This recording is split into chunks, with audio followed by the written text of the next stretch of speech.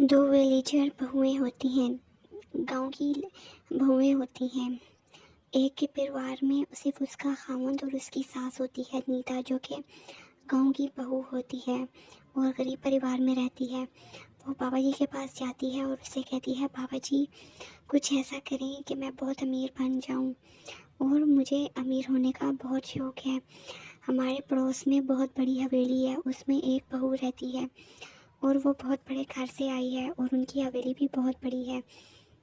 जबकि दूसरी तरफ इनके ही पड़ोस में बहुत बड़ी हवेली में शीला नामी एक लड़की रहती थी, जो कि इस घर की बहू थी, इस हवेली की बहू थी। उसके पास बहुत माल और पैसा था और वो महंगे महंगे कपड़े पहनती, ब्रांड न्यू कपड़े पहनती और ब्रांड के ही बैग और जूते भी लेती और ब्रांडेड मेकअप करती और भारी ज्वेलरी पहनती थी। जबकि उसके पड़ोस में रहने वाली गीता, जो कि बाबा जी के पास आई थी, उसे कहती है कि मैं अमीर होना चाहती हूँ, मुझे कोई ऐसा मंत्र जंतर बताएं। बाबा जी उसे बताते हैं, देखो बेटी, देखो गीता बेटी, अल्लाह ताला ने सब इंसान को, किसी भी इंसान पर फ़र्क नहीं किया, सबको बराबर बना कर भेजा है।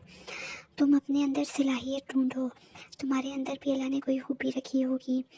तुम अपने अंदर सलाहियत ढूंढो कि वो ऐसी कौन सी सलाहियत है, कौन सी स्किल है जिसकी वजह से तुम अमीर बन सकती हो।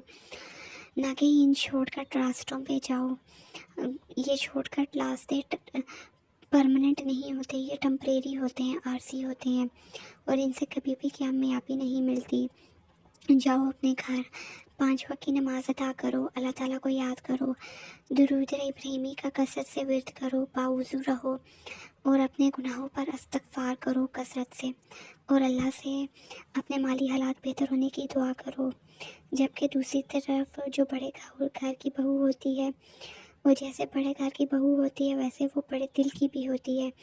उसका दिल बहुत अच्छा होता है।